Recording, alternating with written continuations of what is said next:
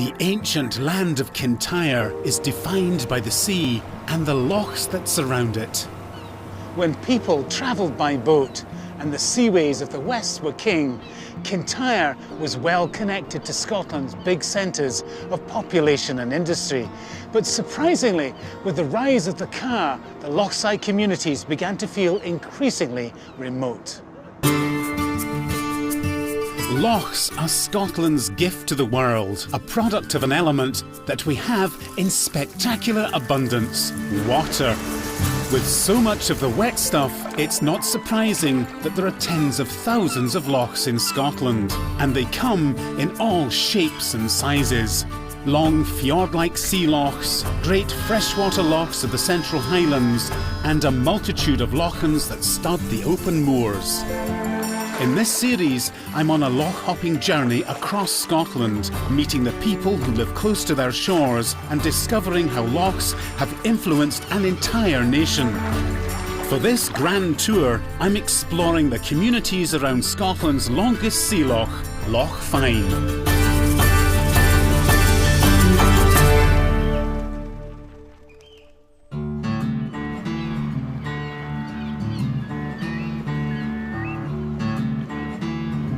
My journey begins on the shores of Campbelltown Loch, heads north up the Kilbrannan Sound, chases ghostly shoals of herring to Tarbert, then races from Loch Gilphead across Loch Fyne to a geological marvel.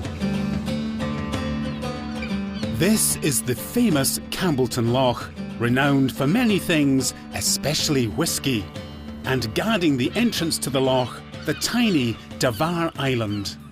To get to Davar Island, you can either take a boat across or wait until low tide and walk across. Heading across the tidal land bridge, I see ahead of me a strange figure making towards the island. A place of mystery and imagination, and the setting for a miraculous visitation. The mystery of Davar Island reached public attention back in 1887 when a local newspaper announced to the world the discovery of a curious painting in a dark cave. According to the paper, a yachtsman who had rowed ashore and had wandered into the cave struck a match to light his pipe. What he saw in its flickering light caused him to faint on the spot. The face of Christ. But it wasn't an apparition, it was a painting, and it's still here. Entering the cave, I can see for myself the extraordinary spectacle of the crucified Christ, and perched on a rock below it, the artist Ronnie Tonieri. Now this really is an extraordinary religious image. What's the story behind it, Ronnie? Well, it started in 1887. A guy called Archibald McKinnon from Campbelltown. He was a local art teacher, young man, be about 30. And he later claimed to have had a dream in which he saw this sea cave with a painting of Christ on the wall, and went out in secret and painted it over several weeks, didn't tell anyone. And it was discovered accidentally. People thought that it was the work of the Almighty. There's divine intervention at work here. A miracle had happened here at Davar. The Open Times wrote a glowing review of the painting, praising its artistic merit. The newspaper article opened a floodgate of visitors.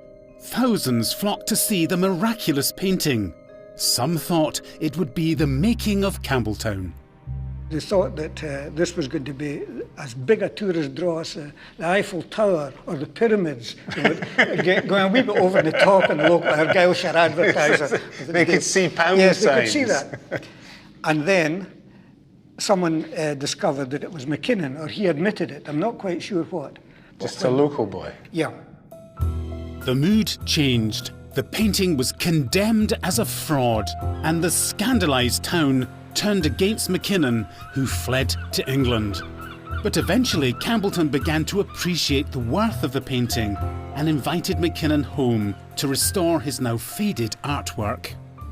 He came back in 1902 and repainted it, because the first version, which you can see here, that he did, was very simple, rather naive. It's a but primitive strong. interpretation, Yes, isn't it? it's strong.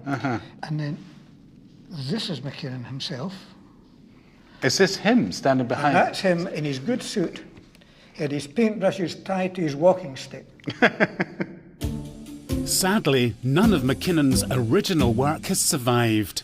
But in what seems to have become a tradition, successive art teachers from Campbelltown Grammar School have painted their own versions of the crucifixion, one replacing the other as the originals faded in the damp conditions. In the 1970s, it was Ronnie's turn. The present painting is his second rendition. What was it like making your own interpretation of this work? I think if I were doing it again, and I might have to in my 80s like McKinnon, because he came back in 1934 and did his final version of it, I think I would try and go back to his original one. I think the concept itself is a work of genius to actually conceive of this painting in this particular wall in this cave. Well, it stands as a remarkable testimony to the dedication of, what, 4 generations of art teachers from Campbelltown. Yes. I think it's a work of genius myself, Ronnie. I think it's fantastic. What a brilliant setting. Leaving Ronnie, I retrace my steps ahead of the incoming tide and head up the Loch to Campbelltown, famous the world over for whisky. Being in Campbelltown today, it's hard to imagine the importance of whisky to the success of the town. But this old photograph, which was taken around the turn of the last century, shows some of the activity, with tall chimneys dominating the scene. The whisky produced here is in a class of its own, making Campbelltown one of Scotland's 5 unique whisky districts. Today, there are just 3 remaining distilleries: Glen Scotia, Springbank and Glengyle. But during the glory days, Campbelltown was known as Whiskyopolis, producing industrial quantities of spirit from coal-fired distilleries. And the whisky that flowed was exported around the world. But success came at a price. Quality suffered and sales began to decline. The secret element behind all this boom and bust was this stuff, coal. Now, coal, of course, was the key ingredient in Scotland's industrial revolution, and by far the bulk of it was found in the central lowlands.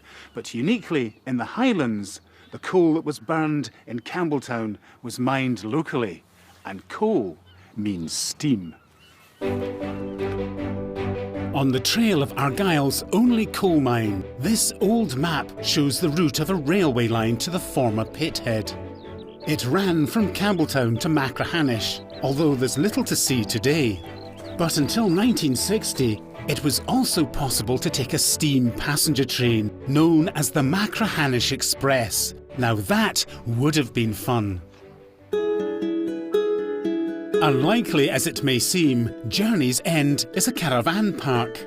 It's hard to imagine that coal was ever mined here, but the history of coal extraction at Machrihanish is a long one, dating back to 1492 when enterprising monks had a mine not far from here. The last mine closed in the 1960s. To help me dig up the past are ex-miners George and Willie Macmillan. Gentlemen, we're sitting here in the middle of a caravan park, but of course, go back 50 years, you would have seen a completely different scene. Oh, aye. The last pit, the one that Willie and I worked in, closed here in 1967. How many men were employed here? At one time, it was just under 400. That included everybody, surface people, electricians and all that sort of thing. Was it good money? Well, depending on what you like, you'd wait your turn to get the coal face. You more or less had to wait until somebody died. Right. Is that right, George? Ah, there are a few waiting to me going. I'm still waiting on you. a long wait. So was that the best paid job then, at the coal face itself? Oh, aye. Oh, definitely, aye. Was it dangerous work? Well, you probably would class it dangerous. We got used to it. It was just natural to us.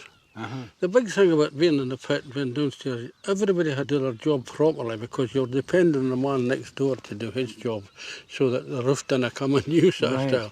So it was a team effort. You had to look after everybody there, you know. Now, This, Willie, is a formidable looking weapon.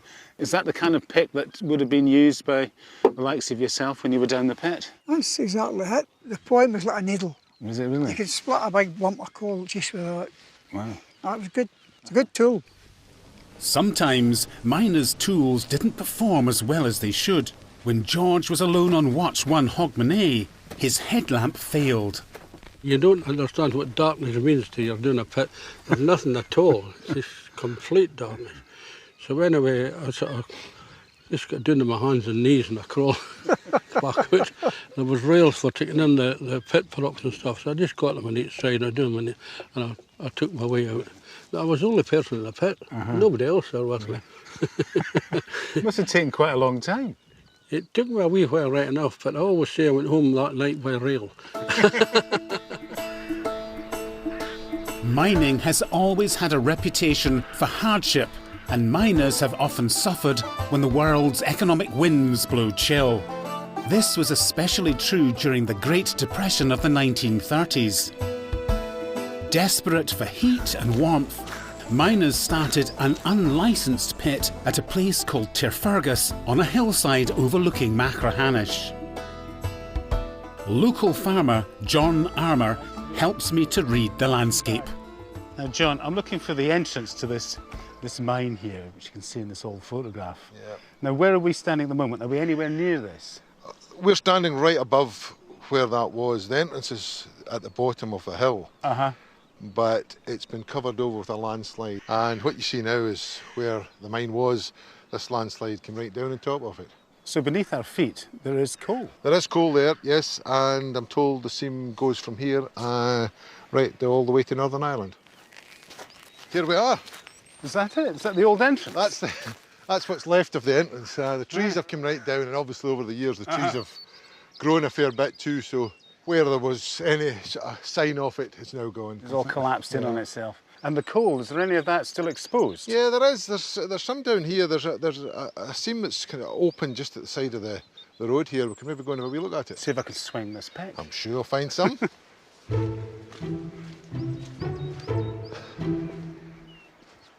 Is that it?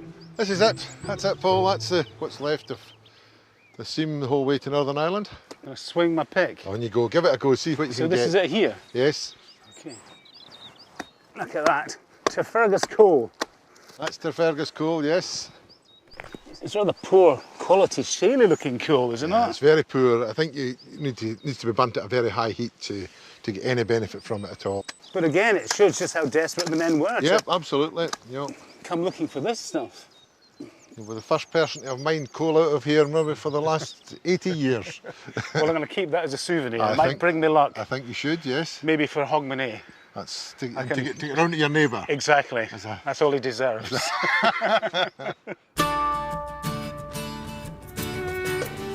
Pocketing my lump of coal, I head west towards the long arm of Loch Fyne, passing along the shores of the Kilbrannan Sound between the mainland and the Isle of Arran.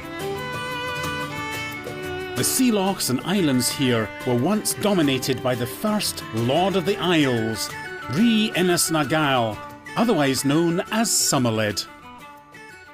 Half Viking, half Gael, he set himself up in opposition to the King of Scots, but he paid a heavy price. This ambitious warrior overreached himself and died in battle against the royal army in 1164. Tradition has it that he's buried somewhere here at Saddle Abbey, which was built on land he'd granted to the church. But the abbey has been a ruin for centuries, and Somerled's grave was lost long ago. Somerled was the big daddy of Clan Donald, and a recent survey suggests that up to 90% of the 6 million or so MacDonalds across the entire world share his DNA. And it's an intriguing thought that the bones of the great Somerled himself might be mouldering in an unmarked grave somewhere beneath my feet. How the mighty are fallen. Clan Donald and Somerled's descendants lost out to the Campbells, who later replaced them as the power in the land. Despite this, several ancient families descended from Somerled still live in Kintyre, including the McAllisters. This is Torresdale House, home to Neil McAllister Hall and his family. Neil, how long have your family been associated with Torresdale? Well, my great-great-grandfather rented the property in the late 1700s, I think it was, and then my great-grandfather bought it in around 1895. So several generations. Yeah, I'll be the 5th generation to live here, with my children being the 6th. But under different circumstances, I imagine, because go back 100 years or so ago, there would have been a lot of people living here. Oh, very much so. I mean, the whole ground floor would have been domestic servants and cooks, nannies, a butler, and then outside there would have been foresters, shepherds, gamekeepers, so the employees must have been 30 or 40 at least. Oh, really? So it's a really important part of the local economy. It would have been one of the main employers in the economy, absolutely, at the time. But things have changed. You don't have a butler anymore. We certainly don't have a butler, just myself, Emma, and 2 children. But how do you keep a place that size going? Well, we've managed to diversify. We run self-catering holiday houses. We put a small hydroelectric scheme in just 2 years ago, and from that we run a gin distillery. A gin distillery? Yeah, a gin distillery. Right. Can I have a look at your gin distillery? Absolutely, come on. Right. We'll have a gin and tonic. What excellent idea. Neil takes me down to the old piggery, where his wife Emma and a group of ladies bottle gin for the home market and for export, all thanks to a modest-sized contraption that takes centre stage. So this is the business end of your gin production? This is our 200-litre copper pot still. So how does that work? You've got the hydropower producing electricity. The hydropower produces electricity and it feeds into this sort of bain-marie water jacket here, which sits, copper pot sits on top. So there's 4 electrodes, 4 immersions that basically heat up the water inside this jacket. Right, so it's an eco-friendly gin. Eco-friendly gin, green gin, although it's not coloured green, but it's green gin, yes. So what ingredients do you have in here to produce the taste that you hope people are going to be won over by? We use 12 botanicals, 10 of which are commonly used in gin, but 2 are special to us, and that's Icelandic moss, which grows on the trees around here. You'll see the fluffy lichen that grows on the birch trees, and we also use sheep sorrel as well, which grows commonly around here.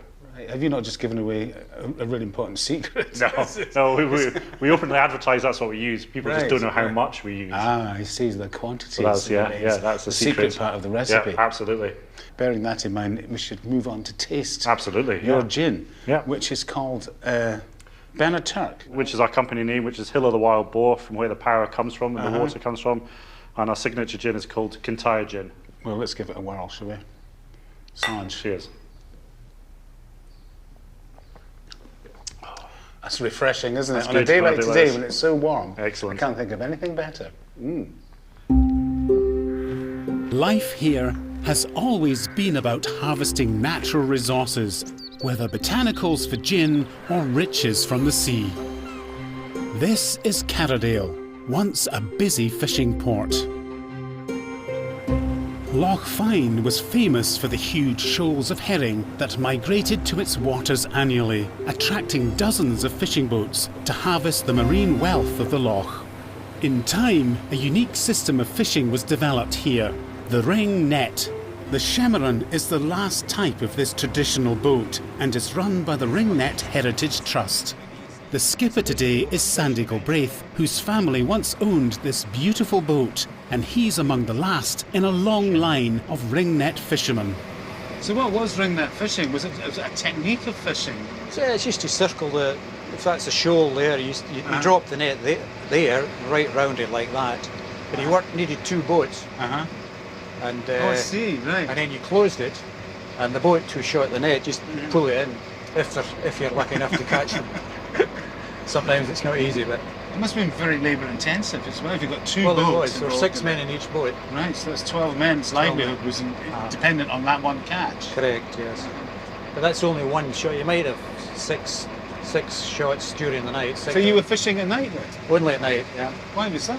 Well, the herring come up to the surface at night, and that's when the ring net suits. Right. Or sometimes you see them in the water as well because they're up on the surface. Because there's phosphorus in the water and it would brighten. You know, if they moved at all, they would brighten up and you see the herring actually swimming, and the mackerel as well. That's the things you remember, you see. Throughout the 60s and the 70s, Sandy and the Shemeron chased the shoals of herring, down Loch Fyne, beyond Arran and Campbelltown, and along the Ayrshire coast. But then the fish disappeared. What finished off herring fishing in Loch Fyne? Well, it's partially just got overfished eventually, and they didn't come back again, the herring. You know, they were there for quite a long time, I have to say, but they just got less and less, and that was it. There wasn't enough to, it wasn't, you know, it had to be a seasonal job, and you'd have to go to something else. It's a shame, really, isn't it, when you think of the huge shoals of herring that at one time came up this loch. Well, when I went to it first, you get herring everywhere about here, all the way up to Lochgilphead, right down to Skipness, down the Sound, you know, they were everywhere, you know. That was in the 60s, the mid-60s.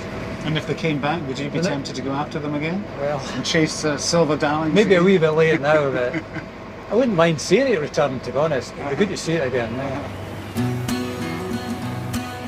Before the ringnet fishermen plied these waters, there were the Vikings. They gave my next destination, the village of Tarbert, its name. Tarbert means a place where longships were dragged across a narrow neck of land. Way back in the 11th century, the Norwegian warrior king Magnus Barefoot forced the King of Scots to accept a peace treaty which gave all the land navigable by boat to Norway. In order to maximise his claim, Magnus Barefoot had his war galley dragged across the narrow neck of land that separates West Loch Tarbert from East Loch Tarbert, which you can see on the map here is no distance at all. So having navigated and sailed his craft from shore to shore, he was able to claim the entire peninsula for himself. Now, I think that Magnus was doing more than just bending the rules here. I think that he was taking the proverbial, and the Scots king was too weak to do anything about it. And for a while at least, Tarbert remained part of the Viking world.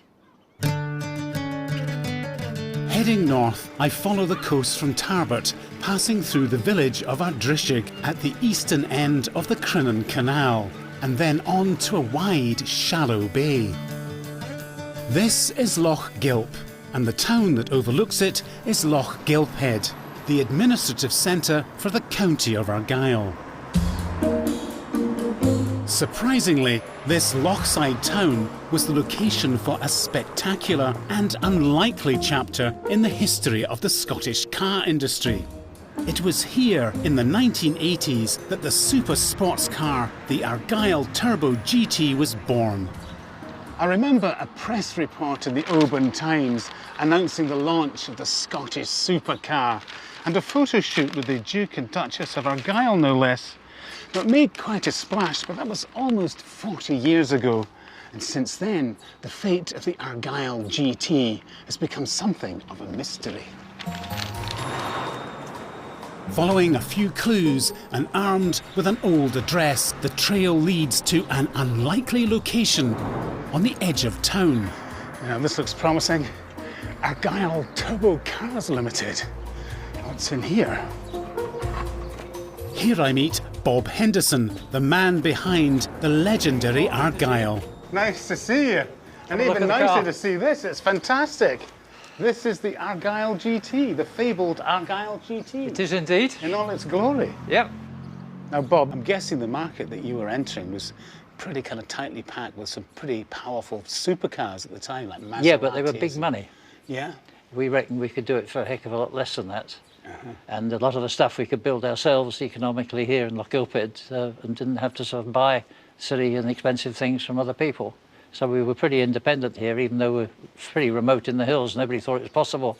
You wouldn't think it was possible to build a car like this in Lochgilphead.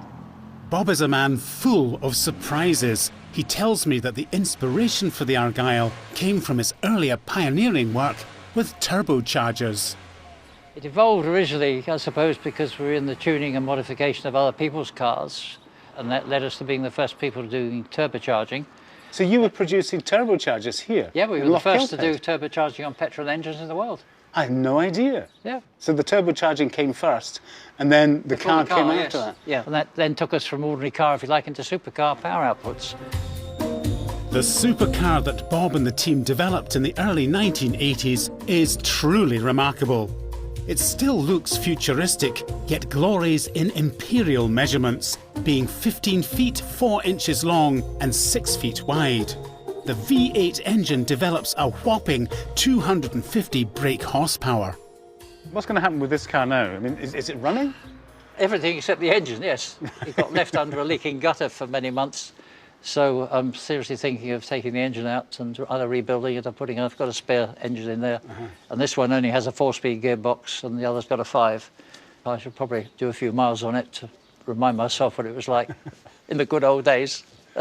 Well, I think it's a work of genius and so surprising to see such an extraordinary machine born in such humble surroundings. Superb. I think it's a wonderful machine.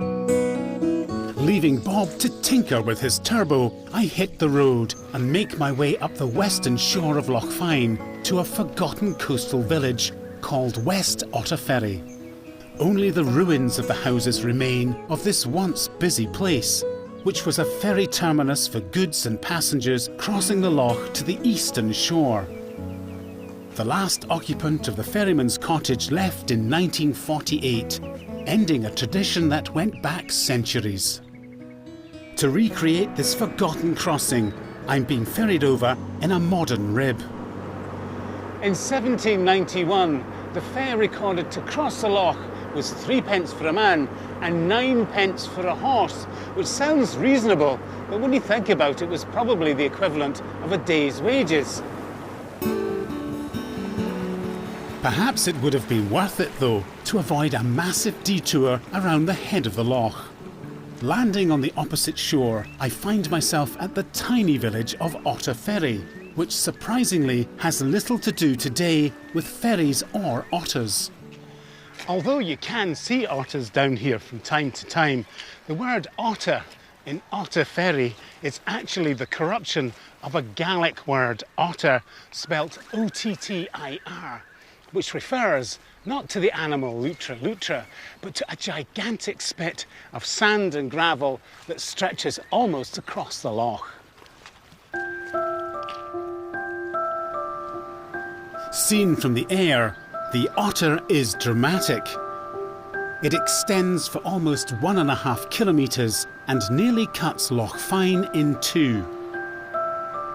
It was formed thousands of years ago during a glacial advance, when the snout of a glacier stopped here, dropping debris that almost created a land bridge. But beware, the otter is a tidal feature, appearing and disappearing with each ebb and flow.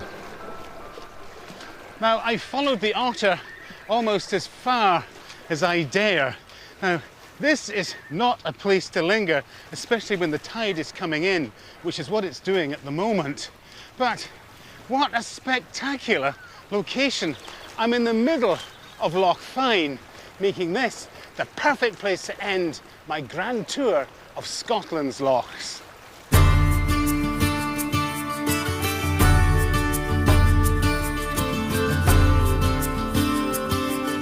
Explore the vast array of life along 3 iconic waterways, the Mississippi, the Nile and the Amazon, in Earth's great rivers on iPlayer Now.